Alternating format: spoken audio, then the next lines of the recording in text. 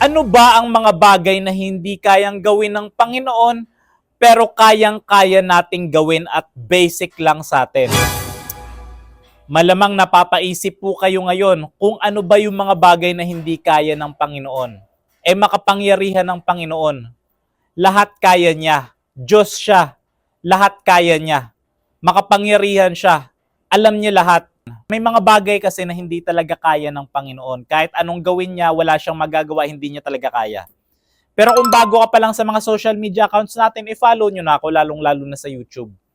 Ang unang bagay na hindi kayang gawin ng Panginoon ay ang magsinungaling. Nangako ako, pero hindi ko tinupad. Nagsinungaling ako. Pero ang Diyos kapag nangako, tutuparin niya. Kapag nangako sa iyo yung Panginoon ngayon, bukas magpakailan pa man mangyayari yung pinangako niya. Pag nangako siya sa atin na bibigyan niya tayo ng buhay na walang hanggan, mangyayari yon. Kapag nangako ang Diyos, walang makakapigil doon, mangyayari yon. Pero tayo kapag nangako, minsan nagsisinungaling tayo, di ba? Kapag nangako tayo, nagsisinungaling tayo. Maraming beses yan. Maraming beses sa pang-araw-araw na buhay natin, nagsisinungaling tayo. Pero kahit kailan ng Diyos, hindi magsisinungaling, lalo na sa kanyang mga pangako. Ang pangalawang bagay naman na hindi kayang gawin ng Diyos, pero kayang-kaya natin, ay ang magbago. Ang Diyos hindi niya kayang magbago. Kung ano siya sa pasimula, gano'n na talaga siya. Pero tayo bilang tao, pabago-bago tayo. Paiba-iba tayo ng gusto. Paiba-iba tayo ng mahal. Kapag minahal kita ngayon, pero bukas kapag may ginawa kang hindi maganda sa akin, pwedeng mawala o magbago yung pagmamahal ko sa'yo.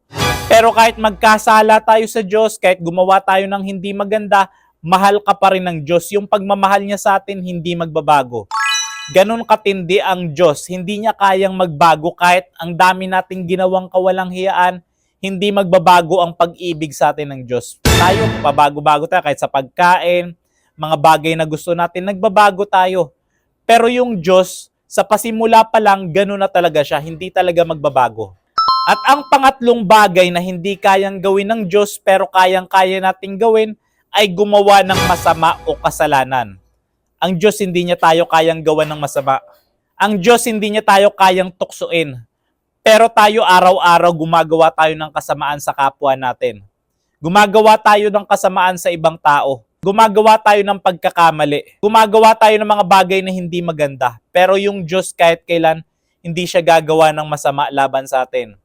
Kahit kailan hindi gagawa ng kamalian ang Diyos sa buhay natin. Hindi magkakasala ang Diyos laban sa atin.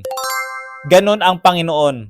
Hindi niya kayang magsinungaling, hindi niya kayang magbago, at hindi niya kayang gumawa ng masama. Pero tayo kayang-kaya natin ang mga bagay na yan.